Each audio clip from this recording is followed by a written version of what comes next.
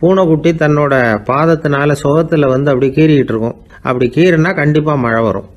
சில சமயம் பூனைக்குட்டி அப்படி மல்லாந்து படுத்துக்கிட்டு பாதத்தை உயர தூக்கும், அப்படியும் எப்படியும் புரளும். இப்படி செஞ்சதுன்னா அன்னைக்கும் மழை இருக்காது. அதனால் முன்னாடி இருந்தது மழை வர்றதுக்கு அறிகுறி, இது மழை இல்லைங்கிறதுக்கு அறிகுறி. பறவைகள் பிராணிகள் இதுகளோட நடவடிக்கைகளை பார்த்துட்டு அதையெல்லாம் அடிப்படையாக வச்சு தான் காலநிலையை கண்டுபிடிக்கிற கருவிகளை கண்டுபிடிச்சிருக்கிறாங்க. வாத்து இருக்குல்ல, சில சமயம் தன்னோட அழகை தன்னோட இறகுகளில் அப்படியே புதைச்சிக்கும். அப்படி செஞ்சால் குளிர்காலம் வரப்போகுதுன்னு அர்த்தம். பருவநிலை குளிராக மாறப்போகுதுங்கிறதுக்கு இதுதான் அறிகுறி. சிட்டுக்குருவி இருக்குதுல்ல, அதெல்லாம் புழுதியில் உழுந்து புரளும், சிறகுகளை வந்து படபடன்னு அடிச்சுக்கும். அப்படி செஞ்சால் மழை வரப்போகுதுன்னு அர்த்தம். ஒன்று மட்டும் நாம் நல்லா தெரிஞ்சுக்கணும், இயற்கையின் சீற்றம்னு சொல்கிறோம் இல்லையா, இயற்கை ஏன் நம்ம மேலே கோவப்படுது? இயற்கையை நாம் அனுசரித்து போகிறதில்ல, அதனால் கோவப்படுது.